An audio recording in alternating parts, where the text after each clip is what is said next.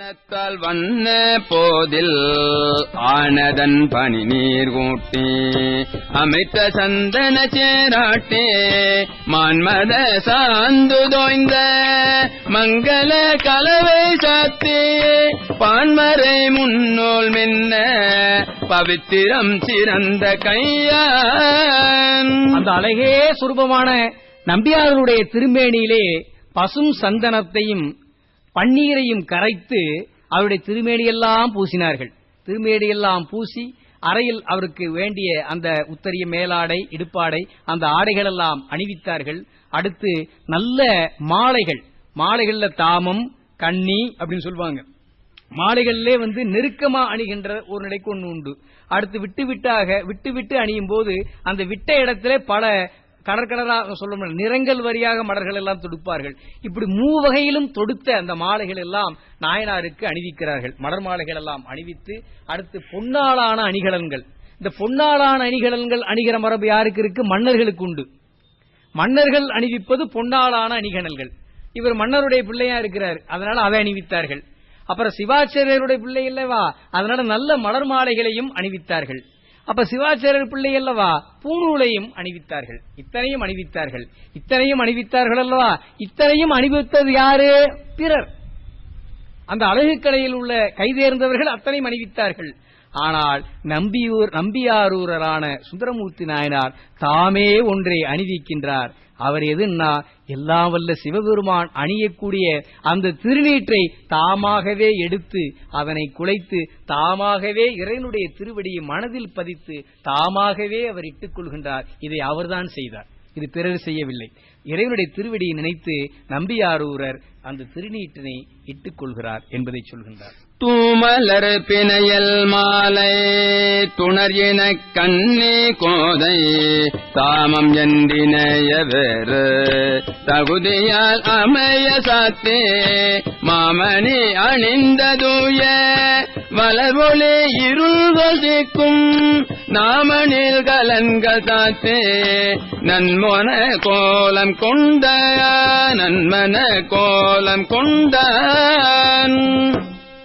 இப்படியாக அவருக்கு திருமண கோலத்தில் நின்றார். அந்த திருமண கோலத்திலே நின்ற நிலையிலே அந்த உற்றாரும் உறவினர்களும் அனைவரும் கூட அங்கு அவரை மணமேடைக்கு அழைத்து செல்ல வேண்டும். மணமாகக்கூடிய நேரம் நெருங்கிக் கொண்டிருக்கிறது. மணமேடைக்கு அவர் செல்ல வேண்டும். அந்த நிலையிலே மன்னவர் திருவும் தங்கள் வைதிக திருவும் பொங்க நன்னகர் விளவு கொள்ள நம்பியாரூரநாதன் தன்னடி மனத்துள் கொண்ட தகுந்து நீரு சாத்தே பொன்னனே மணியார் யோக புரவி மேற்கொண்டு போந்தாரு.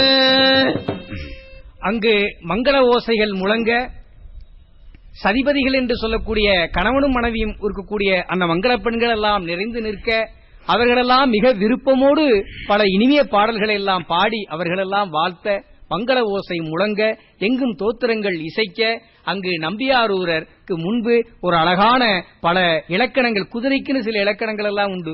அந்த குதிரை இலக்கணம் கொண்ட அந்த குதிரையை கொண்டு முன்பாக நிறுத்தினார்கள். அந்த குதிரையின் மீது இங்கு நம்பியாரூர் ஏறி அந்த குதிரையின் மீது அவர் புறப்படுகின்றார். எம்பல துவைப்பயங்கும் எத்தொழி எடுப்ப மாதரு நயந்து வல்லாண்டு போற்ற நான் மறை மொழியின் ஓங்க வியந்துவார் விரும்ப வந்து விரவின கின்பம் செய்த உயர்ந்தவ கணையானங்கள் விசை கொண்டார் உளையரானார். மங்கள கீதநாத மறையவர் குளாங்களோடு தொங்கலும் விரையும் சூழ்ந்த மைந்தரும் துவன்றி சூதும் பங்கைய முகையும் சாய்த்த பனைப்பழு தனியில் மிக்க குங்கும முளையினாரும் பரந்தல கொள்கையதாகி. இப்படியான அந்த சிவபிராமணர்கள் கூடிய அந்த இலக்கணங்கள் முறைப்படி, அந்த வைதிக முறைப்படி திருமணங்கள் எல்லாம் நடப்பதற்கான அந்த காரியங்கள் நடந்து கொண்டிருக்கிறது. புறவியின் மீது அமர்ந்தார். அந்த காலத்திலே மணமகன்கள் எல்லாம் குதிரையின் வந்துதான் திருமணம் செய்கின்ற மரபு நம்ம தமிழர்களிடையே உண்டு. இன்றும் கூட சில நேருக்கு மணமகனை குதிரையில ஏற்றி கொண்டு போற வழக்கம் ஒரு சில திருமணங்கள்ல இன்று நடந்து கொண்டிருக்கிறது. அது அதாவதுங்க, நம்ம மரபை பின்பற்ற வேண்டும் என்பது உண்மைதான். அதுக்காக அந்த மரபை பின்பற்ற வேண்டுமானால் அந்த நெறியில் நின்றாத்தான் அதை நம்ம பின்பற்ற முடியும். இன்னைக்கும் சில திருமகள் எல்லாம் அந்த மரபை பின்பற்றுன்ற பேரில் மாப்பிள்ளையை குதிரையில ஏற்றி விட்டுறாங்க. அவர் குதிரை ஏற்றமும் தெரியாது, குதிரையை பக்குவமா ஓட்டிக்கொள்ள செலவும் அவருக்கு தெரியாது. இதனால சில விபரீதங்கள்லாம் நடந்து விடும் இல்லையா? நமக்கு தெரிஞ்ச ஒரு முறை மதுரையில சில ஆண்டுகளுக்கு முன்பாக மதுரையில ரயில்வே மேம்பாலம் ஒன்று இருந்தது. அந்த மேம்பாலத்துக்கு முன்பாடி திருமண மண்டபத்துக்கு அந்த பக்கம் போகணும். மாப்பிள்ளை குதிரையில ஏத்திட்டாங்க. உறவினர்கள்லாம் ஒரு குதிரை ஏற்றமும் தெரியாது, குதிரையை அப்பதான் முத அவர் பாக்குறாரு. அவர் ஏத்தி விட்டாங்க. அந்த குதிரையானது பாலத்தின் மீது செல்லும் போது அந்த நேரம் பார்த்துதான் ஒரு வண்டி வந்தது. கூணு ஒரு சத்தம் போட்டுச்சு, குதிரை அரண்டு போச்சு. மிரண்டு ஓடவும் மாப்பிள்ளைக்கு குதிரை இயக்கவும் தெரியல, குதிரையும் அவரை பிரிக்கிறதே பெரும்பாடாயி போச்சு. அந்த ஒரு வேளையில குதிரையை நிறுத்தி மாப்பிள்ளையும் குதிரையும் அவர்கள் காப்பாத்தினாங்க. அந்த வகையில நம்ம தமிழர்களுடைய மரபு குதிரையில் சென்று திருமணம் செய்யக்கூடிய ஒரு மரபு முன்னொரு காலத்தில் இருந்ததாக நமக்கு 12ஆம் நூற்றிலே சேக்கிழார் பெருமாள் இங்கு அருள்கின்றார் அல்லவா? அதனால குதிரையில் அவர் செல்கின்றார். இதை இங்கு சொல்லும் போது யோக புரவி என்று சொல்கிறார். யோகத்தில் புரவி. சுந்தரமூர்த்தி நாயனார் யோகத்தில் சிறந்தவர். இனி வரும் புராணங்களை அவர் யோகத்தில் எல்லாம் எந்த அளவுக்கு சிறந்து இருக்கிறார் என்பதை நாம் இன்று பார்க்க முடியும். அந்த வகையிலே அருங்கடி எழுந்த போல்தின் ஆத்தவல் வலைகளாலும் இருங்குலை மகரத்தாலும் இளங்கொழி மணிகளாலும் நெருங்கிய பீலி சோலை நீலனே பரங்களாலும் கருங்கடல் கிளந்ததென்னர் காட்சியில் பொழிந்ததன்றே.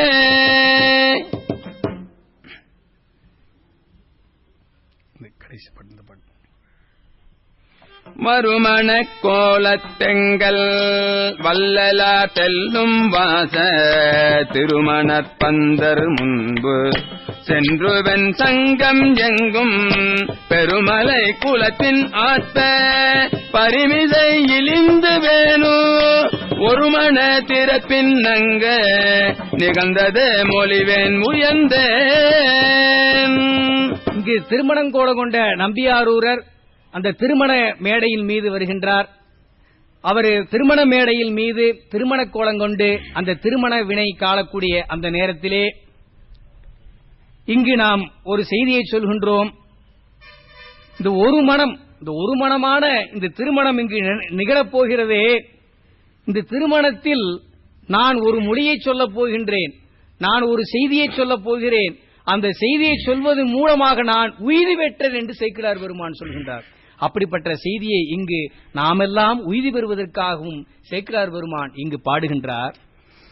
ஆளுமறை சூழ்கையில இன்கனருள் செய்த ஆளுமறை சூழ்கையில இன்கனருள் செய்த சாலுமொழியால் வழிதடுத்தடிமை கொள்வார் சாலுமொழியால் வழிதடுத்தடிமை கொள்வார் மேலுரையெழுந்து மிகு கீழுற அகழ்ந்து மேலுரையெழுந்து மிகு கீழுற அகழ்ந்து மாலும் அயனுக்கும் அறியார் ஒருவர் வந்தார் மாலும் அயனுக்கும் அறியார் ஒருவர் வந்தார்.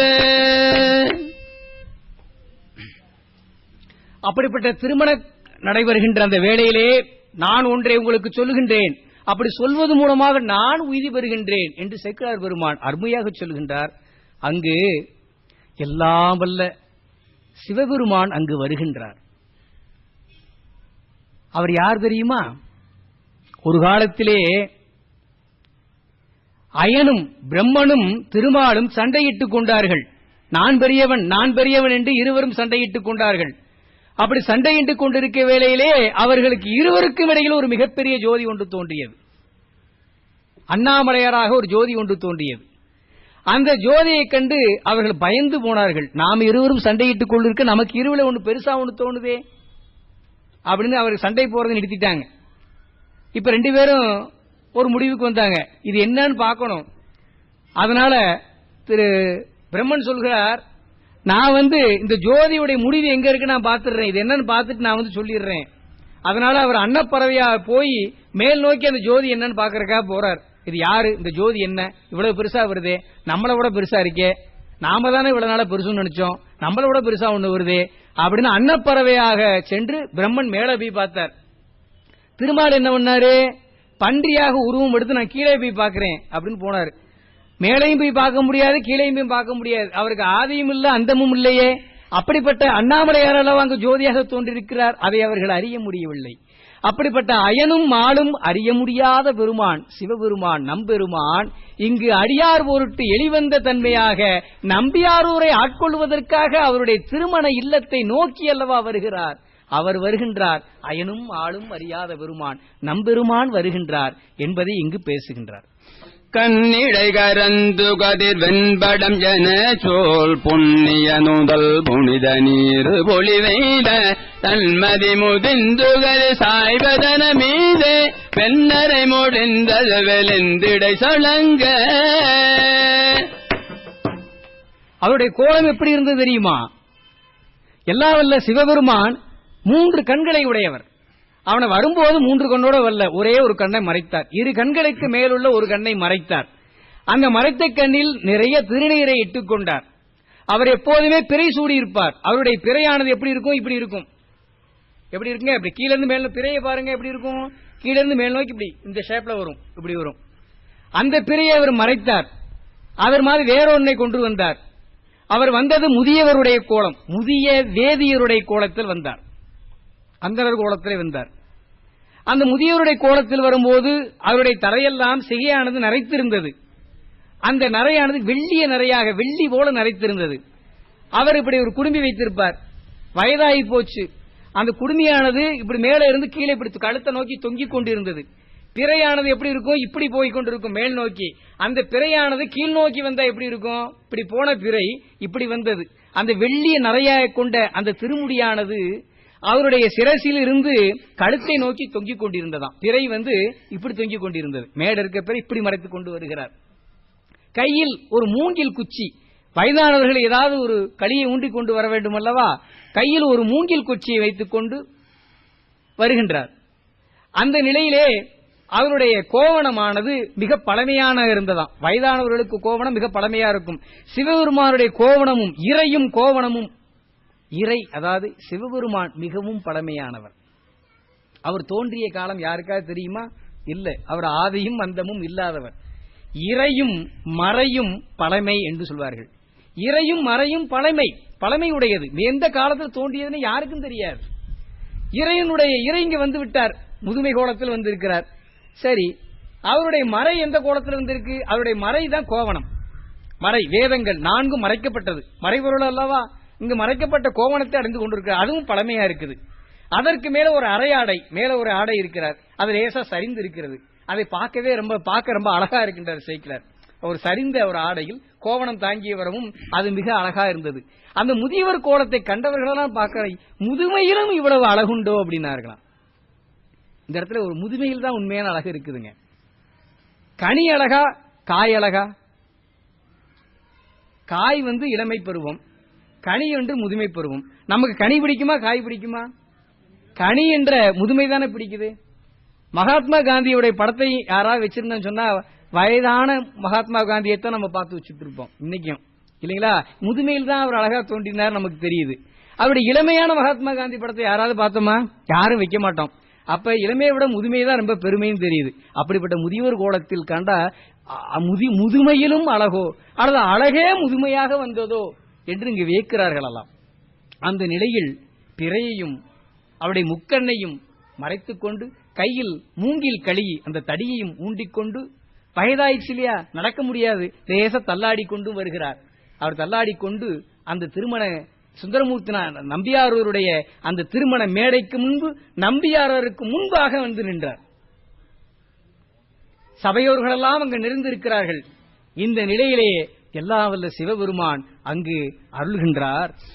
காதிலணி கண்டிகை வடிந்த குலை தாள சோதிமணி மார்பின் அசைந்த நூலினோளில் வீதுபுனை உத்தரிய வெந்துகள் நுடங்க ஆதவமறை குடையணி கரம் விளங்க பண்டிதரி கோவனவுடை பழமை கூற கொண்டதொசலங்களுடை ஆத்தலகு கொள்ள வெந்துகிலுடன் குதை முடி விடுத்து வேணு தண்டருகை கொண்டுகல தள்ளு நடை கொள்ள மொய்த்து வளர் உயரழகு மூத்த வடிவேயோ அத்தகைய மூப்பெனும் அதன் படிவமேயோ மெய்த்த நெறி வைதிகம் இளைந்த முதமேயோ இப்பகைய வேடமென ஐயமுறமெய்தே வந்து திருமாமரை மணத்தொழில் தொடங்கும் பந்தரிடை நம்பியது பண்ணு சபை முன்னின்று இந்த மொழிகேன் மின்யது யாவர்களும் என்றால் முந்தை மறையாயிரம் ஒளிந்த திருவாயான். 1000 வேதங்களை சொல்ல சிவபெருமான் அங்கு முதிய அந்தனர் விடயத்தில் வந்த சிவபெருமான் நம்பியாரூரரை ஆட்கொண்ட வந்த பெருமான் அங்கு மொழிகின்றார். யாவரும் கேளுங்கள், இங்கே வந்திருக்கின்ற யாவரும் கேளுங்கள், நான் ஒன்றை மொழிகின்றேன், அதனை கேளுங்கள் என்று யாவருக்கும் நான் சொல்லுகின்ற மொழிகளை கேளுங்கள் என்று அறிவுறுத்திய சிவபெருமான் அவர் என்ன அறிவுறுத்துகிறார்? அவர் அறிவுறுத்தியது மூலமாக நாம் உய்ய முடியும் என்று சேக்கிழார் பெருமான் அருளுகின்றார். அவர் உய்யும் வண்ணம் இங்கு அருளிய செய்தியை நாம் குருவருளாலும் திருவருளாலும் இன்னும் வாரங்களில் சிந்திக்க இருக்கின்றோம் என்பதை சொல்லி, அடுத்த வாரத்திலிருந்து நாம் தொடர்ச்சியாக சிந்திக்கலாம் என்பதை சொல்லி, இன்று ஒரு செய்திக்காகத்தான் நாம் முன்னாடியே நிறைவு செய்கின்றோம். இன்று சிறுத்தொண்ட நாயனாருடைய குருபூஜை திருநாள். 63 நாயன்மார்களில் ஒருவரான சிறுத்தொண்ட நாயனார் இன்று முக்தி பெற்ற திருநாள். அப்படிப்பட்ட நன்னாளிலே அவருடைய திருநட்சத்திரத்திலே நம்பி சிறுத்தொண்ட நாயனாருடைய திருவரலாற்றினை நாம் கேட்பதன் மூலம் நம்முடைய துன்பவினைகள் எல்லாம் நீங்கி குருவருளும் திருவருளும் பெற்று இன்பமாக வாழலாம் என்பதை சொல்லி, அவருடைய திருவரலாற்றினை நாம் சிறிது நேரம் சிந்திப்போமாக என்பதை சொல்லி,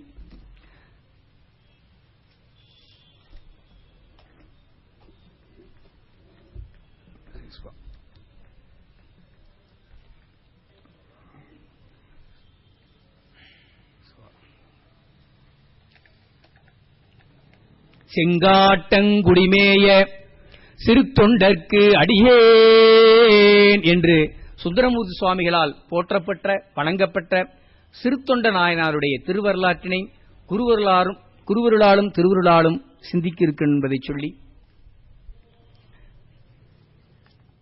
சிறுத்தொண்ட நாயனாருடைய இயற்பெயர் பரஞ்சோதியார் என்று பெயராகும். அவர் பல்லவ நாட்டிலே தளபதியாக தொழிமை பூண்டவர், மிகச்சிறந்த வீரர், சிவபெருமான் மீது மிகுந்த அன்பு கொண்டவர், சிவனடியார்களுக்கு தொண்டு செய்வதே தன்னுடைய குறிக்கோளாக கொண்டு வாழ்ந்தவர். அப்படி வாழ்ந்த பரஞ்சோதியார் ஒரு நாள் அவருடைய மகேந்திர பல்லவர் மன்னவர் அழைத்தார். இது நடந்தது 7ஆம் நூற்றாண்டு, சுந்தரமூர்த்தி நாயகர் காலத்திற்கு 1 நூற்றாண்டுகளுக்கு முன்பு, அதாவது திருஞான சம்பந்தர் வாழ்ந்த காலமாகும். அந்த காலத்திலே வடநாட்டிலிருந்து வாதாபியிலிருந்து புலிகேசி மன்னவன் இந்த நாட்டை கைப்பற்றுவதற்காக வந்து நம்ம நாட்டுடைய கலாச்சாரத்தை எல்லாம் சீர்கெடுத்தான். இதை கண்ட பல்லவ மன்னன் மிகவும் கலங்கி போய் நின்றார். அப்ப தமது தளபதியான பரஞ்சோதியாரை அழைத்து, நீங்கள் சென்று வடநாட்டில் இருந்த மன்னவனை எப்படியாவது வெல்ல வேண்டும், நீங்கள் சென்று வாருங்கள், உங்களுக்கு தேவையான படைகள் எல்லாம் நான் அளிக்கிறேன் என்று மகேந்திர பல்லவரும் சொல்ல, அதனை கண்ட பரஞ்சோதியாரும் வடநாட்டிற்கு படைகளோடு சென்று யாராலும் வெல்ல முடியாத அந்த 2ஆம் புலிகேசியை வென்றார். வென்று தன்னுடைய நாட்டிற்கு வந்து மன்னனிடம் செய்தி கேட்டு அந்த மன்னவனும் மிக மகிழ்ந்தார். என்னாலும் வெல்ல முடியாத அந்த மன்னவனை வென்றாரே, இது எவ்வளவு பெரிய ஆச்சரியம் என்று கேட்க, அங்கு உள்ள அடியவர்கள் எல்லாம் அன்பர்கள் எல்லாம் அந்த சபையோர்கள் எல்லாம் சொல்வார்கள், மன்னா, நமது தளபதியார் மட்டுமல்ல, மிகச்சிறந்த சிவனடியார், சிவபெருமான் மீது மிகுந்த அன்பு கொண்டவர், சிவன் அருளை பரிபூரணமாக பெற்றவர் என்று செய்தியை சொல்கிறார்கள். இதை கண்டவுடன் அந்த மகேந்திர பல்லவர் மிகவும் துன்பமுற்று, ஆகா, சிவனடியாரையா நான் பணியாளராக வைத்திருந்து தளபதியாக வைத்திருந்தேன், இது எவ்வளவு பெரிய குற்றம் என்று சொல்லி, சுவாமி, நீங்கள் இனிமேல் என்னிடம் பணியாற்ற வேண்டாம், நீங்கள் உங்களுடைய சிவத்தொண்டை அடியார் தொண்டை மிகச் சிறப்பாக செய்யுங்கள், உங்களுக்கு பொன்னும் பொருளும் நிறைய வாரி வழங்குகிறேன் என்று அவருக்கு வாரி வழங்கி அவருடைய சிவத்தொண்டை மிகச் சிறப்பாக செய்ய அவர் ஆணையிட்டார். மன்னரையும் வணங்கி அவருடைய திருநகரமான திரு செங்காட்டங்குடி என்ற தலத்திற்கு வந்து அவர் சிவனடியார்களுக்கு தொண்டு செய்தார். அங்கு அவர் ஒரு பெண்ணை மணந்தார். அந்த அம்மையாருடைய பெயர் திரு வெண்காட்டு நங்கை. அந்த இருவருக்கும் இறைவனுடைய அருளால் ஒரு குழந்தை பிறந்தது. அந்த குழந்தைக்கு சீராளன் என்று பெயரை வைத்தார்கள். அந்த குழந்தையை சீரும் சிறப்புமாக வளர்த்து வந்தார்கள். அடியார்களுக்கு தினசரி அமுது படைப்பதே தன்னுடைய கடமையாக செய்தார். தினசரி உணவிடுவார். அடியார்களுக்கு வேண்டுவன என்னென்ன கொடுக்கணுமோ அவர் கேட்காமே குறிப்பிடந்து விடுந்தார். இப்படி அடியார் தொண்டை மிகச் சிறப்பாக நாள்தோறும் செய்தார். நம்ம ஒரு நாள் அன்னதானம் போட்டோம்னா அது ரொம்ப பிரமாதமா பல வேட்ட போய் சொல்லுவாங்க. ஒரு நாள் அன்னதானம் போட்டதே ஒரு வருஷம் சொல்றவங்க எல்லாம் இருக்கிறாங்க. ஆனா அவர் நாள்தோறும் அடியார்களுக்கு அன்னமிடுவார். இதனால் பல சிவனடியார்கள் எல்லாம் அவருடைய இல்லத்திற்கு சென்று அவர் படைக்கின்ற அமுதையெல்லாம் ஏற்றுக்கொண்டு அவர்களை வாழ்த்தி சென்றார்கள். இப்படி பல நாளும் அவர் தொண்டு செய்த நாளிலே எல்லா வல்ல சிவபெருமான் அவருக்கு அவருடைய சிறப்பை உலகத்திற்கெல்லாம் அறிவிப்பதற்காக அவர் திருவுளம் மேற்கொண்டார். அவர் திருவுளம் மேற்கொள்ளும் போது அவர் ஒரு திருவேடத்தில் வருகின்றார். இப்பொழுது அந்த ஊரிலே அடியார்களுக்கு தொண்டு செய்து அவர் யாரிடமாவது, ஐயா நீங்க இவ்வளவு சிறப்பா தொண்டு செய்றீர்களே, இதை போல யாராவது செய்ய முடியுமா அப்படின்னு பரஞ்சோதியார்ட்ட கேட்டா அவர் சொன்னார், அடியார்களுக்கெல்லாம் நான் சிறு அடியேன், நான் ஒரு சிறு தொண்டன் என்று சொல்வார். அப்படி சிறு தொண்டன் அவர் சொல்ல அவர் சிறு தொண்டர் என்றே அவர் பெயரை வைத்து விட்டார்கள்.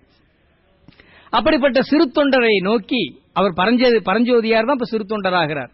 அப்படிப்பட்ட சிறு தொண்டரை நோக்கி எல்லா வல்ல சிவபெருமான் வருகின்றார். அவர் வருகின்ற கோலம் பைரவ கோலம். பைரவருடைய கோலம் எப்படி இருக்கும்? கபால மாலை, பிரம்மனுடைய கபாலம் மாலையாக தரித்து தலைக்கு தலை மாலை அணிந்ததென்னே அப்படி சுந்தரமூர்த்தி நாயனர் சிவபெருமான் தலைக்கு தலைமாலை அணிந்து வருவார். பைரவ கோலம் கொண்டு சூளம் தாங்கி கந்தையாடை உடுத்தி, அது கொஞ்சம் பார்க்கறது கொஞ்சம் பயமா இருக்குன்னு வைங்க, அந்த கோலத்தில் வருவார். இவர் திருச்செங்காட்டங்குடி வந்தார். வந்தவருக்கு தெரியும் எல்லா வல்ல சிவபெருமானுக்கு அவருடைய இல்லம் எதுவும் தெரியுமா இல்லையா? அவர் நோக்கி வந்து கொண்டிருக்கின்றார். அவர் வரும்போதே ஒரு விஷயத்தை செய்து கொண்டுதான் வருவார். எப்போதுமே அடியார்களுக்கு அன்னம் பாலிப்பார் சிறுத்தொண்ட நாயனார். அன்று என்னைக்குமே அந்த ஊருக்கு பல அடியார்கள் வந்தவர்கள் இன்னைக்கு ஒரு அடியாருக்கும் வராத மாதிரி செய்து விட்டார். எந்த அடியாரும் வரல. காலையில் படைத்த உணவு அப்படியே இருக்குது, மத்தியானமும் உணவு படைத்துக்கிட்டு இருக்கிறாங்க. ஒரு அடியாறு கூட உணவு உண்டு அவங்க இல்லத்திற்கு வரல. மிகவும் வருத்தமுற்று அவருடைய துணைவியாரும் அவரும் மிக துயரமுட்டார்கள். வீதி வீதியா பாக்குறாங்க எங்கேயாவது அடியார் இருக்கிறாங்கன்னு. அந்த ஊரெல்லாம் போய் தேடுறார், எங்கும் அடியார் இல்ல. இப்ப அந்த ஊரெல்லாம் தேடுவதே பணியாக கொண்டார். இந்த நிலையில்தான் இங்கு பைரவ கோலம் கொண்டு எல்லா வல்ல சிவபெருமான் சிறுத்தொண்ட நாயனாருடைய இல்லத்தை நோக்கி வந்து கொண்டிருக்கின்றார். வரும்போது சும்மா இல்ல, வீதியில வந்துகிட்டே இருப்பார். ஒருத்தர் வேணும்னே அழைப்பார், இங்க வாங்க, இங்க சிறுத்தொண்டர்னு ஒரு சிவனடியார் வாழ்ந்து கொண்டிருக்கிறார்கள், அவருடைய இல்லம் எது தெரியுமா? ஐயா அந்த திசையில் அந்த திக்கில் ஒரு இல்லம் இருக்கு, அதுதான் என்று சொன்னார்கள். இப்படி அப்பப்ப ஒவ்வொருத்தையும் கேட்டுக்கிட்டே போவார். அப்புறம் அவர் இல்லம் வந்துருச்சு. வந்தார், சிறுத்தொண்டரே அடியார் வந்திருக்கின்றோம் என்று வீட்டிற்கு வெளியே நின்று அழைத்தார். வீட்டுக்குள்ள அவர் இல்ல சிறுத்தொண்டர், ஏன்னா அடியார்களை தேடி அவர் போயிட்டார் வெளியில. அந்த ஊரெல்லாம் சுத்திட்டு இருக்கிறார். எங்க இருந்தாலும் அடியாரை நாம் கூட்டிக் கொண்டு இன்று எப்படியாவது உணவருந்து வைப்போம் என்று சொல்கின்றார். அந்த நிலையிலே அடியார் வந்திருக்கும் என்று இங்கு பைரவம் வேடம் தாங்கி சிவபெருமான் இங்கு அருள்கின்றார். அப்போது வேகமாக அந்த வீட்டில் ஒரு வேலைக்கார பெண் உண்டு. அந்த பெண்ணுடைய பேர் சந்தனநங்கை. அந்த அம்மையார் வருகிறார்கள். சிவனடியார் ஒருவர் வந்திருக்கிறார் என்று அந்த அம்மையார் வந்து அவருடைய திருவடியை வணங்கி, சுவாமி எங்க எஜமானர் அடியார் ஒருவரை உணவு உண்பதற்காக அழைப்பதற்காகத்தான் வீதிதோறும் அலைந்து கொண்டிருக்கிறார். இதுவரை எந்த அடியாரையும் காண முடியவில்லை. எங்கள் பாக்கியம், தாங்கள் அடியார் இங்கு எழுந்தருளிருக்கிறீர்கள், வீட்டு இல்லத்திற்குள் வந்து எழுந்தருள வேண்டும் என்று வேண்டுகின்றார். அந்த நிலையிலே அவருடைய துணைவியாரும் உள்ளே இருக்கிறார், திரு வெண்காட்டு நங்கை. அவரும் வெளியில வந்து வணங்கி, சுவாமி இல்லத்திற்குள் வந்து நீங்க எழுந்தருளி அமுது நாங்கள் எளியோர் அளிக்கின்ற அந்த அமுதினை ஏற்று அருள வேண்டும் என்று வேண்டுகின்றார். அந்த நிலையில் அங்கு எல்லா வல்ல சிவபெருமான் பைரவம் வேடம் தாங்கிய சிவபெருமான் அங்கு ஒன்று அருள்கின்றார். இது எல்லாம் உலகத்திற்கு அறிவிக்கின்ற ஒன்று. துறவிகள் எல்லாம் ஒரு இல்லத்திலேயே ஆண்கள் இல்லாத இல்லத்திற்குள் செல்லக்கூடாது. இங்கு சிவபெருமான் அருள்கின்றார். ஒரு இல்லத்திலே பெண்கள் மட்டும் இருந்தார்கள் என்றால், அப்படி பெண்கள் தனித்திருக்கின்ற இல்லத்திற்குள் ஆண்கள் செல்வது மரபாகாது. இங்கு சிவபெருமான் சொல்கின்றார். மரபாகாது. நீங்கள் பெண்கள் மட்டுமே இருக்கின்ற இந்த இல்லம், ஆண்கள் இல்லத்திலே இல்லை, அதனால் நாம் எழுந்தருள மாட்டோம் என்று சொல்லுகின்றார். இதுதான் மரபு. அங்கு இருவரும், அந்த பெண்மணி துணைவியார் திரு வெண்காட்டு நங்கையும் சந்தன நங்கையும் வணங்குகிறார்கள். வணங்கி, சுவாமி, எங்கள் பெருமான் சிறுத்தொண்ட நாயனார் அடியாரை அழைத்துக் கொண்டு வருவதற்காக சென்று கொண்டிருக்கின்றார், அதனால் சற்று பொறுக்க வேண்டும் என்று வேண்டுகின்றார். சரி, உங்களுடைய திருவுள்ளப்படியே நாம் எழுந்தருள்கின்றோம், ஆனால் அங்கே இருக்க மாட்டோம். திரு செங்காட்டங்குடி சிவபெருமான் எழுந்திருக்கின்ற அந்த ஆலயம் இருக்கின்றே, அங்கு உள்ள ஒரு ஆத்திமரம் உண்டு, அந்த ஆத்திமரத்தினடியில் நாம் அமர்ந்திருக்கின்றோம், இதை உங்களது எஜமானிடம் கூறுக என்று சொல்லிவிட்டு அவர் சென்று விட்டார். அப்புறம் பல நேரம் தேடிக்கொண்டிருந்தார். சிறுத்தொண்ட நாயனார் மிகவும் களைத்து போய் வீட்டு இல்லத்திற்கு வந்தார். அவருடைய துணைவியார் திரு வெண்காட்டு நங்கை, சுவாமி, ஒரு மகிழ்வான செய்தி, இப்போதுதான் ஒரு அடியார் வந்திருக்கிறார், நீங்க கவலைப்படாதீர்கள். நுணையும் ஒரு பொன்மலையே பெய்ந்த மாதிரி மகிழ்வு கொண்டாரா. ஆஹா, எவ்வளவு ஆனந்தமான செய்தி, எவ்வளவு இனிமையான செய்தியை சொல்லுகிறீர்கள், எங்கே அவருன்னு கேட்டாரா. ஆண்கள் இல்லாத இல்லத்திற்கு எழுந்தருள்வது மரபல்ல என்று சொல்லிக்கொண்டு திரு செங்காட்டங்குடி ஆலயத்தில் இருக்கின்ற ஆத்திமரத்தினடியில் அமர்ந்திருக்கிறாராம். அவர் பைரவ கோலம் கொண்டு தாங்கியிருக்கிறார். உடனே விரைந்து சென்று அவரை அழைத்துக் கொண்டு அமுதம் அளிப்பதற்காக நான் செல்கின்றேன் என்று விரைந்து சென்றார். அங்கு எல்லா வல்ல சிவபெருமான் ஆத்திமரத்தினடியில் பைரவ கோலம் கொண்டு தாங்கியிருக்கிறார். அவருடைய திருவடியை பணிகிறார். சுவாமி, எங்களுடைய பாக்கியம் தாங்கள் இருந்து எழுந்தொழிக்கிறது. நாம் காலையிலிருந்து சிவனடியாரை தேடிக்கொண்டிருக்கின்றோம், ஒரு அடியாரும் எங்களுக்கு கிடைக்கவில்லை, தாங்கள் எழுந்தொழிக்க எங்களுடைய பேரு, உடனே எங்கள் இல்லத்தில் எழுந்தொழி அமுது வாழிக்க வேண்டும், எங்களுக்கு அருள வேண்டும் என்று வேண்டுகின்றார். இப்பொழுது எல்லா வல்ல சிவபெருமான் பைரவம் தாங்கிய வேடத்தில் இருக்கின்ற சிவபெருமான் அங்கு சிறுத்தொண்டருக்கு அருள்கின்றார். சிறுத்தொண்டர் என்பது நீர்தானே கேட்டார். இவர் உடனே ஆமான்னு சொல்ல, ஐயா, அடியவர்களுக்கெல்லாம் தொண்டு செய்வதை நான் பாக்கியமாக கருதுகின்றேன். திருநீறு அடிகின்றவர்கள் எல்லாம் அடியார்கள் அல்லவா, அவர்களைத்தான் அடியார்கள் சொன்னால், அடியார் என்ற இலக்கணம் எமக்கு இருப்பதை போல யாம் தெரியவில்லை. இருந்தாலும் அடியார்கள் எல்லாம் அன்பு மிகுதியால் எம்மை சிறுத்தொண்டர் என்று அழைப்பதால் நான் அந்த பெயரை பெற்றவனாவேன் என்று பணிந்து சொல்கின்றார். இதை கேட்டான். அப்படியா, மிகவும் மகிழ்ச்சிதான், என்ன செய்ய வேண்டும் கேட்டார். நீங்கள் எங்கள் இல்லத்தில் எழுந்தொள்ளி அமுது ஏற்றுக்கொள்ள வேண்டும் என்றார். இதை கேட்ட சிவபெருமான் சொல்கின்றார், அமுது ஏற்றுக்கொள்ளைத்தான் நாம் வருகின்றோம், அது உண்மைதான். ஆனால் ஒன்று, எனக்கு தேவையான அமுதை நீ கொடுப்பாயா? தங்கள் அருளால் நான் அருள்வேன். ஒரு வாக்கு, தங்கள் அருளால், சிவனடியார் அவருடைய அருள் இருந்தால் போதும், தங்கள் அருளால் நான் நிச்சயமாக அருள்வேன் பெருமானே என்று அவருடைய திருவடியை நோக்கி பணிந்து சொல்கின்றார். அப்படியா, நாம் 6 மாதத்திற்கு ஒரு முறைதான் உண்பது மரபு, நாங்கள்லாம் கபாடியர்கள். ஆனால் நாங்கள் உண்பது தெரியுமோ, பசுக்களைத்தான் நாங்கள் உண்போம்.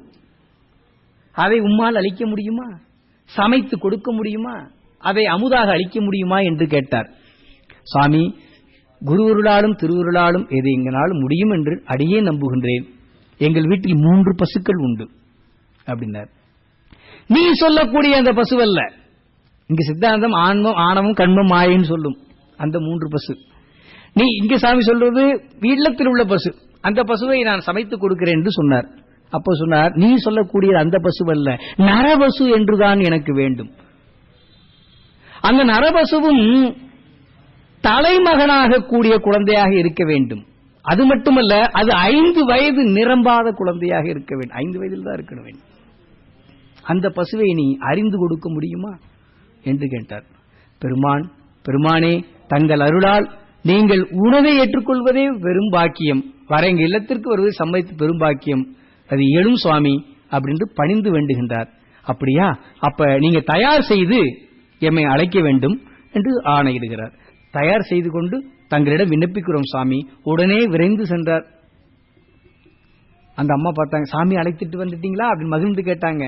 அவர் உணவுண்ண சம்மதித்திருக்கிறார், ஆனால் ஒரு சிறு நிபந்தனைகளையும் விதித்திருக்கிறார். என்ன சுவாமி? அவருக்கு நரபசு என்று கேட்கிறார்.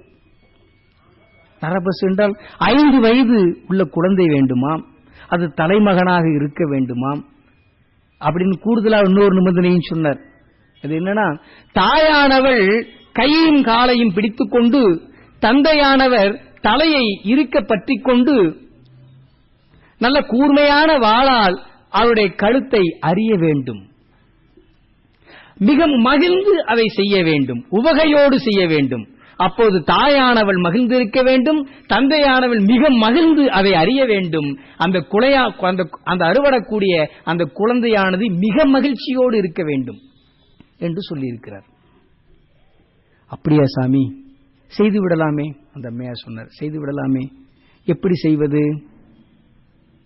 ஒரு நிபந்தனைனா நாட்டு மக்கள் ஒத்துக்கொள்வார்கள். இவருடைய பொன்னும் பொருளும் நிறைந்திருக்கிறது. நிறைய பொன்னும் பொருளையும் கொடுத்து 5 வயதினுடைய மகனை அழைத்துக் கொள்ளலாம். ஆனால் பொன்னும் பொருளை ஏற்றுக்கொண்டு குழந்தையை விற்பவர்கள் இருக்கிறார்கள். ஆனால் அவர்களே மகிழ்ந்து கொண்டு அந்த குழந்தையை அறிந்து கொடுப்பார்களா? அதை அவர் மகிழ்ந்து அந்த பெற்றோர்கள் செய்ய மாட்டார்களே. அப்ப சொன்னார் அந்த பெண்மணி, நமக்குத்தானே தலைமகனான 5 வயதில் உள்ள சீராளன் என்ற ஒரு குழந்தை உண்டு அல்லவா?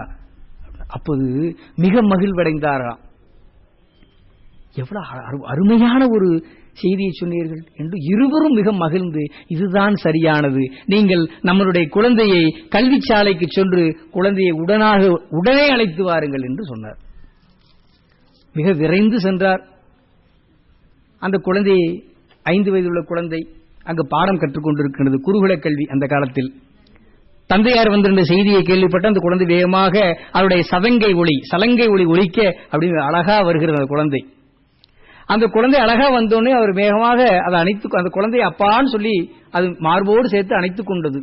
எப்போதுமே அந்த குழந்தையை மிக வன்மையாக முத்தமிடுவார். அன்று அதை செய்யவில்லை.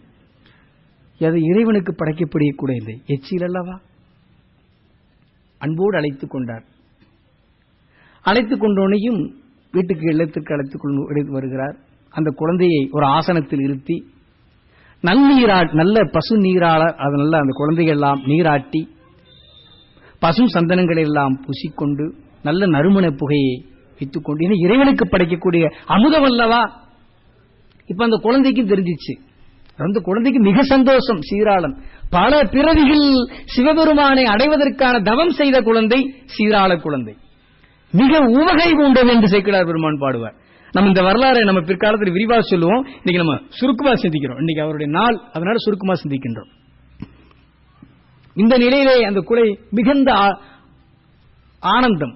அந்த ஆனந்தம் எப்படி அந்த குழந்தைக்கு வந்ததுன்னு சொன்னா, அதை நினைத்தது, இது காக்கையோ கழுகோ ஏதோ ஒரு பிராணிகள் உண்ணக்கூடிய இந்த உடம்பை சிவபெருமானுடைய அடியாருக்கு நீவேதனமாக போகிறதே, உணவாக அமுதமாக போகின்ற அந்த பெருமையும் சிறப்பும் கருதி மிக மகிழ்ந்து அந்த குழந்தை அதற்கு இருந்தது. இந்த நிலையில் அந்த குழந்தையை தாயானவள் மடியில் இருத்திக் கொண்டால், தந்தையானவர் சிவபெருமான் சொன்ன அந்த அடியவர் சொன்னான கவாலி பெருமான் சொன்ன மாதிரி அந்த தலையை இறுக்கமாக பிடித்துக் கொண்டார். அந்த குழந்தையானவருடைய இரு கைகளையும் அந்த பெண்மணியை சந்தனநங்கை திருவெண்காட்டு நங்கையால் பிடித்துக் கொள்ள, அந்த இரு கால்களையும் தன் கால்களுக்குள் அந்த சதங்கை ஒளியோடு இடுக்கிக் கொள்ள, அந்த குழந்தை மிக ஆனந்தமாக கண்ணை இறுகி மூடி ஆனந்தத்தில் திளைத்ததாம். இது நான் சிவபெருமானுக்கு நிவேதனமாக கூடிய குழந்தை அல்லவா என்று அந்த குழந்தை மிக ஆனந்தமாக இருக்கின்ற நிலையில் அவர் அந்த வாளினை எடுத்துக்கொண்டு அறிந்தார். பெரும்பாலும் கத்திரிக்காயை அறிய வேண்டும், வெண்டைக்காயை அறிய வேண்டும், மாட்டை வெட்ட வேண்டும் தான் சொல்லணும். மாடை ஆடை வெட்ட வேண்டும், ஏன்னா உயிருள்ள பொருள்கள். மாடை ஆடை வெட்ட வேண்டும். கத்திரிக்காய் வெண்டைக்காய் சுண்டைக்காய் அதெல்லாம் அறிய வேண்டும். கத்திரிக்காய் எல்லாம் வெண்டைக்காய் எல்லாம் எதுங்க? உயிரற்ற பொருள், சடப்பொருள். நம்ம கத்திரிக்காயை அறியும் போது என்ன சொல்லுவோம்? கத்திரிக்காய் அறிதல்னு சொல்றோம். கத்திரிக்காய் அறியும் போது ஐயோ கத்திரிக்காய் நம்ம அறிகிறோம்னு கவலைப்படுவோமா? ஆனா மாட்டை வெட்டுறவே கொஞ்சமாக கவலைப்படுவான், ஐயோ மாட்டை வெட்டுறவே அப்படின்னு. அது உயிர் பொருள். ஆனால் இங்கு அறிகிறார்கள் என்று சேர்க்கிறார் பெருமாள். அறியும் போது என்னன்னா, உயிர் வேறே உடம்பு வேறே. சீராளனுடைய உடம்புன்றது வேறே, சீராளன் என்றது ஆன்மா என்றது வேறே. ஆன்மா என்றும் அழிவற்றது. அந்த பக்குவம் வந்து ஆன்மாவுக்கு வர வேண்டும். இந்த பக்குவம் சீராளருக்கு உண்டு, சிறுத்தொண்ட நாயனாருக்கு உண்டு, அவருடைய துணைவியார் திருவெண்காட்டு நங்கைக்கும் உண்டு. திருவெண்காட்டு நங்கை மகிழ்கிறார்களாம் கையை பிடிக்கும் போது. எப்படி மகிழ்கிறார்கள்லாம், இன்று உணவு உண்பதற்கு எந்த சிவனடியாரும் வரலையே, இப்படி வராம போயிட்டார், அவருடைய தவமெல்லாம் நம்மளுடைய கணவனார் சிறுத்தொண்ட நாயனுடைய தவமெல்லாம் கெட்டு போகுமே, அப்படின்னா அவர் உயிரே துறந்துருவாரே, எனக்கு கணவரே போயிருவாரே என்ற கவலை. என்னுடைய கணவரை மீட்டுக் கொடுக்கின்ற குழந்தை அல்லவா என்னுடைய குழந்தை என்று மிக மகிழ்ந்து அவர் பற்றிக் கொண்டாராம். சிறுத்தொண்ட நாயனாருக்கு என்ன மகிழ்ச்சி, சிவபெருமான் என்னுடைய இல்லத்தில் எழுந்தருளி, அவருடைய அடியவர் எழுந்தருளி, அவர் வேண்டும் உணவை நான் இங்கு படைக்க இருக்கின்றனே என்று மகிழ்ச்சி. இறைவன் மாது மிகுந்த அன்பு. இப்படி அன்பு நிதியில் அந்த மூவரும் இருந்த நிலையில் அந்த குழந்தையானது அறுபடுகிறது. இப்படி தலைதனியாக மற்ற தனியாக எடுத்துக் கொள்கிறார்கள். இந்த நிலையில் அந்த உடம்பு பகுதியெல்லாம் கூறாக்குகிறார். யாரு? சிறுத்தொண்டர். கூறாக்கி அவருடைய துணையாருக்கு கொடுத்து பக்குவமாக சமைக்க சொல்கின்றார். தலைப்பகுதியை எடுத்து வேலைக்காரி அம்மையை கூப்பிட்டு, சந்தனங்கை அந்த அம்மையார் பேர் கூப்பிட்டு, அம்மா இந்த தலை நமக்கு ஆகாது, அதனால இதை கொண்டு நீ புதைத்து விடுக என்று ஆணையிடுகிறார். இந்த நிலையில் பக்குவமாக சமைக்கப்படுகிறது. சாதமும் தனியாக பக்குவமாக சமைக்கப்படுகிறது. எல்லாம் நிறைவாயிடுச்சு. மிக மகிழ்ந்து வந்து சிறுத்தொண்டரை வணங்கி அவருடைய துணைவியார் சொல்கிறார், சுவாமி எல்லாம் பக்குவமாக சமைக்கப்படுகிறது, சமைக்கப்பட்டாய்விட்டன, இனி நீங்கள் சுவாமி அழைத்துக் கொண்டு வரலாம், நாம் அவர்களுக்கு அன்னம் பாலித்து மகிழலாம் என்று சொல்கின்றார். மிக சந்தோஷமாக அவரும் ஆத்தி மரத்தில் இருக்கின்ற சுவாமியை நோக்கி வருகின்றார். அவருடைய திருவடியை வணங்கி, சுவாமி எல்லாம் தயாரான நிலையில் இருக்கின்றது, மிக விரைந்து சென்று அந்த உணவை உண்டு மகிழ வேண்டும், எங்களுக்கு ஆசீர்வதித்து அருள வேண்டும் என்று வேண்ட, அவரும் அப்படியா என்று அவரும் அருள்கின்றார். அவரை அழைத்துக் கொண்டு அவருடைய திருவடியெல்லாம் துளைத்துக் கொண்டு ஆசனத்தில் இருத்தி அவர்களுக்கு இடையெல்லாம் இடுகிறார்கள். அந்த இட்ட நிலையில் அவர்களுக்கு சாதம் சுவாமிக்கு பரிமாறப்படுகின்றது. அந்த நரபசு என்று சொல்லக்கூடிய அந்த பதார்த்தங்கள் எல்லாம் பக்குவ நிலையில் இடையில் வைக்கப்படுகிறது. இந்த நிலையில் வைக்கப்பட்ட நிலையிலே சுவாமி நீங்கள் உணவை உண்டுருள வேண்டும் என்று வேண்டுகிறார்கள். அப்போ சுவாமி சொல்றார், உணவை உண்பதெல்லாம் இருக்கட்டும், ஒரு வீட்டில் உணவு உண்ண வேண்டுமானால் சொன்னால் அந்த வீட்டிலுடைய ஒருவர் உணவை அவர்கள் யாராவது ஒருவர் உண்டு உண்ண வேண்டும், இல்லையா அடியார் உடன் இருந்து உண்ண வேண்டும். சிவனடியார் ஒருவராயிருந்து உண்பது மரபல்ல, அதனால் இன்னும் ஒரு அடியாரை கூட்டிக் கொண்டு வா என்று சொன்னார். இவருக்கு இப்பதான் பயமே வந்துச்சு. காலையிலிருந்து அடியார தேர்ந்த யாருமே வரல, இப்பதான் ஒரு அடியார் வந்திருக்கிறார். எத்தனையோ நிபந்தனைகளை விதித்தார், அத்தனையும் அவர் சொல்வால் கேட்டு நாம் செய்தோம். இன்னும் ஒரு அடியாரை கூட்டுக் கொண்டு சொல்றே, இது எவ்வளவு துயரமான செய்தி. மகனை அறுத்தது துயரமாகப்படவில்லை, இன்னொரு அடியாரை கூப்பிட்டு சொல்ற, இன்னொரு அடியாரே இல்லையே. அந்த நிலையை சொன்னார். அப்ப சொன்னார், சுவாமி அடியார்கள் எல்லாம் அடியார்களோடு சேர்ந்து அடியார்களோடு பழகி அவர்களுக்கெல்லாம் அமுது அளித்தளித்து நானும் திருநீரை இட்டுக் கொள்கின்ற பாக்கியத்தை பெற்றேன், அதனால் யானும் ஒரு அடியார் என்று நான் நினைக்கின்றேன் என்று பணிந்து சொன்னார். ஆம், நீரும் ஒரு அடியார் தானே, திருநீரை அணிபவர் அல்லவா, திருநீருக்கு இலக்கணமே நீதானே, நீ என் பக்கத்தில் அமரும் என்று சொன்னார். உடனே அவரும் பக்கத்தில் அமர்ந்தார். அமர்ந்து இப்ப என்ன சொன்னாரு, எப்படியாவது சாமி வேகமா சாப்பிடணும் அப்படின்னு இருக்கா, வேகமா இவரே கையை வைக்கிறார். இப்ப இவர் வேகமா சாப்பிடும் போது அவர் சாப்பிட்டுத்தான் ஆகணும். வேகமாக சாதத்தில் கை வைக்கும் பொழுது கையை இறுக பற்றிக் கொள்கிறார் சிவபெருமான். போதும், அவசரப்படாதே, அடியாக ஒரு எழுந்திருக்கும் போது யாம் உண்ணாமல் நீ முந்திக் கொண்டிருக்கிறார்களே, இப்படி உண்டால் நான் வேகமாக உண்பீர் என்று நீ கருதுகிறையா? கூடாது, அதனால் நான் உண்பதற்கு முன் நீ உண்ணாதே அப்படின்னார். சாமி, இன்னும் நான் என்ன செய்ய வேண்டும்? நீ ஒன்றும் செய்ய வேண்டாம், நீங்க தம்பதி சகிதமா இருக்கிறீங்கல்ல, உங்களுக்கு ஒரு நல்ல மக்கள் பேர் வாய்க்கவில்லையா என்று கேட்டார். நான் நல்ல மக்கள் பேர் வாய்த்தது சுவாமி. அப்ப அந்த குழந்தையை கூட்டிக் கொண்டு வாருங்கள்.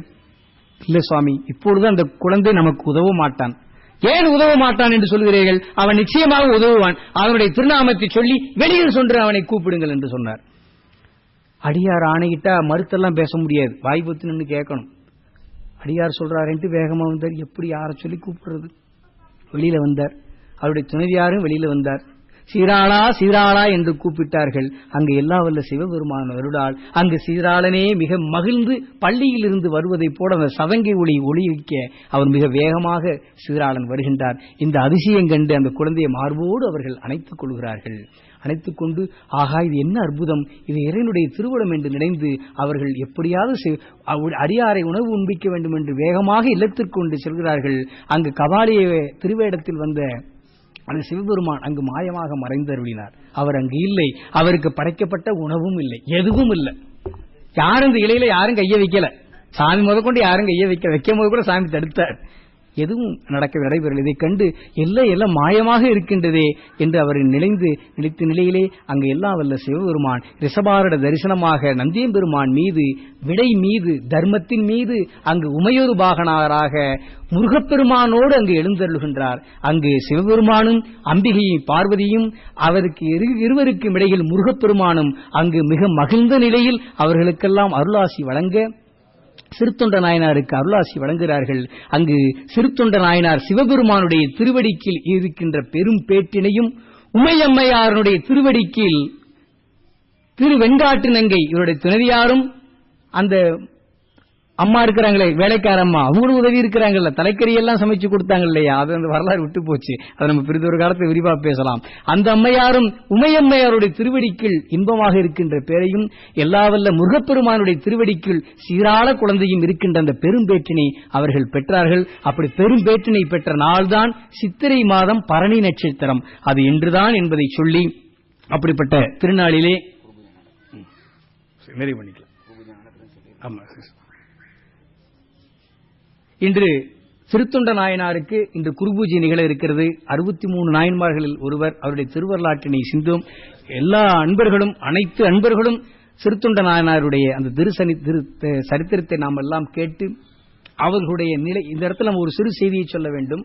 ஏன்னா ஒரு சிலர் கேட்கலாம், அன்பும் சிவமும் இரண்டென்பர் அறிவிலார், அன்பே சிவமாவது யாரும் அறிகிலார், அன்பே சிவமாவது யாரும் அறிந்தபின் அன்பே சிவமாய் அமர்ந்திருந்தாரே என்று சைவ சமயம் பேசுகிறதே. அன்பே சிவம் என்று சொல்கிறீர்களே, கொலை செய்கிறார்களே தாயும் தந்தையும் ஒரு குழந்தையை, இது எப்படி அன்பாகும் என்று சிலர் கேட்கலாம். இந்த இடத்துல யாருக்காவது இந்த இடர்பாடு வரலாம், தவறொன்றும் இல்லை. அதுக்கான காரண காரியத்தை மட்டும் சிந்தித்துக் கொண்டு நாம் இதை நிறைவு செய்து கொள்ளலாம். இந்த வரலாற்றினை நாம் சிந்திக்கும் பொழுது ஒரு நேர் வழியிலிருந்து சிந்திக்க வேண்டும், குறுக்கு வழியில் செல்லக்கூடாது. இந்த இடத்துல ஒரு கருத்தை உங்களுக்கெல்லாம் சொல்கின்றோம். கொலை செய்வது பாவம்தான், அது எந்த கருத்து மாறுபாடும் இல்லை. ஆனால் அந்த நிகழ்வை நாம் சிந்திக்க வேண்டும்.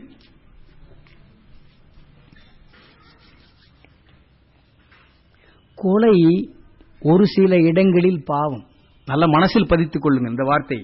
கொலை செய்வது ஒரு சில இடங்களில் பாவம், கொலை செய்வது ஒரு சில இடங்களில் புண்ணியம், கொலை செய்வது ஒரு சில இடங்களில் கடமை.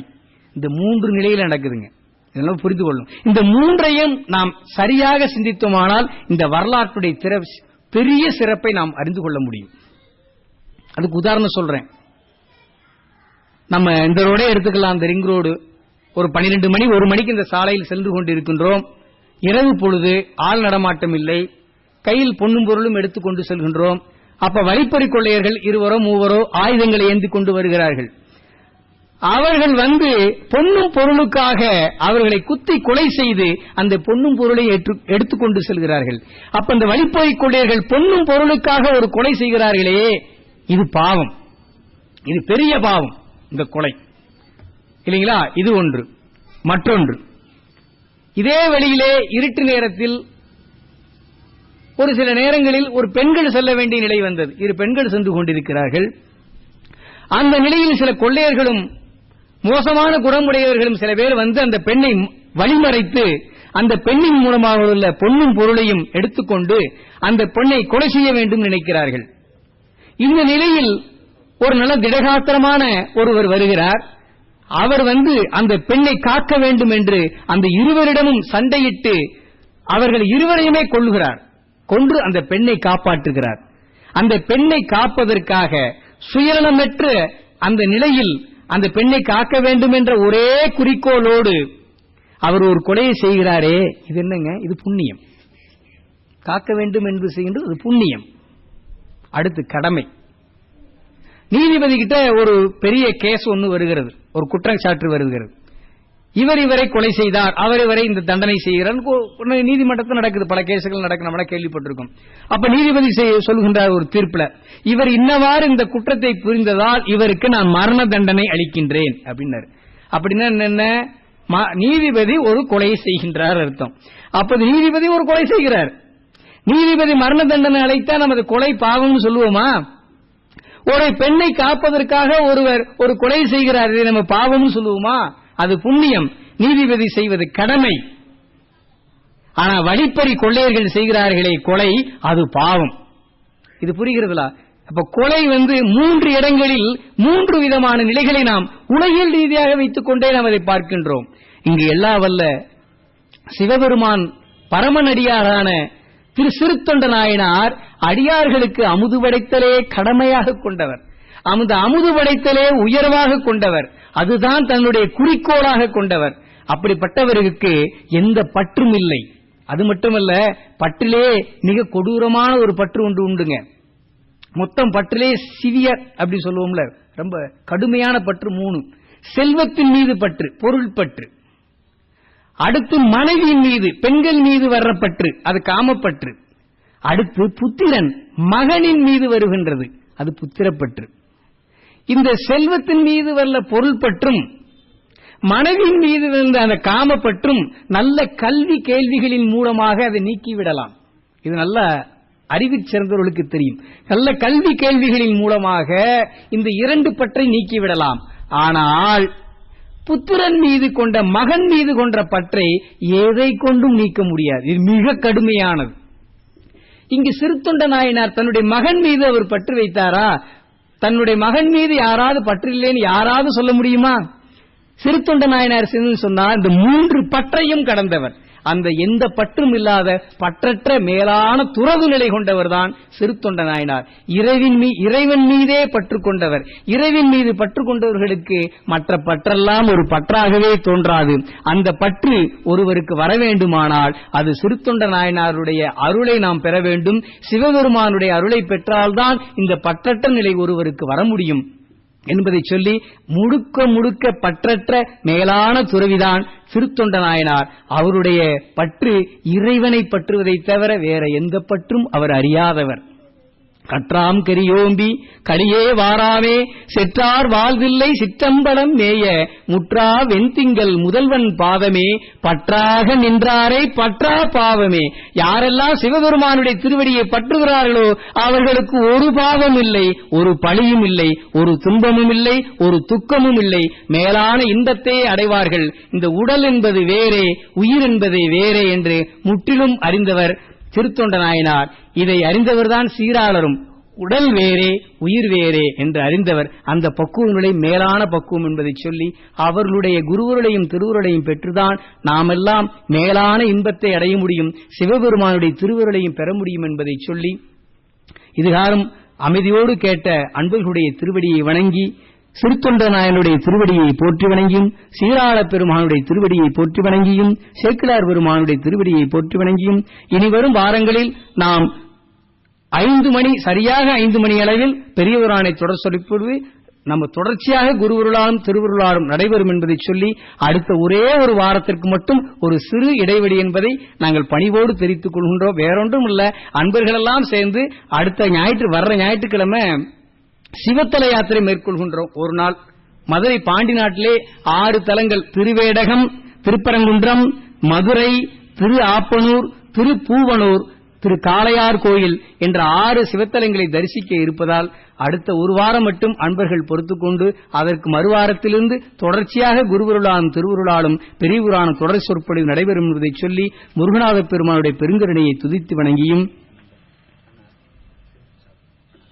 இங்கே சிறுத்தொண்ட நாயனுடைய குருபூஜையும், அடுத்து அன்னம்பாளிப்பு. மெயினா சிறுத்தொண்ட நாயனார் வரலாவே அடியார்களுக்கு அன்னம்பாளித்தல் தான். அதனால எல்லா அன்பர்களும் இருந்து முருகநாத பெருமானை வேண்டி அந்த இங்கு நடக்கின்ற அன்னம்பாளிப்பில் கலந்து கொண்டு குருவருளையும் திருவருளையும் பெற்று உய்யுமாறு அன்பர்களை பணிந்து வேண்டிக் கொண்டு, கல்லாப்பிளையும் கருவாப்பிளையும் கசிந்து உருகில் இல்லாப்பிளையும் நினையாப்பிளையும் நின் ஐந்தெழுத்தை சொல்லாப்பிளையும் துதியாப்பிளையும் தொழாப்பிளையும் எல்லா பிழையும் பொறுத்து அல்வாய் கட்சியேகின்றனே. வாழ்க அந்தணர் வானபராணினம் வீழ்க தன்புணல் எந்தனும் ஓங்குக ஆழ்க தீயவெல்லாம் அரண்நாமமே சூழ்க வையகம் துயதீதமே. நம பார்வதீபதையே. தென்னாடுடைய சிவனே போற்றி, ஏகம்பத்துரை எந்தாய் போற்றி,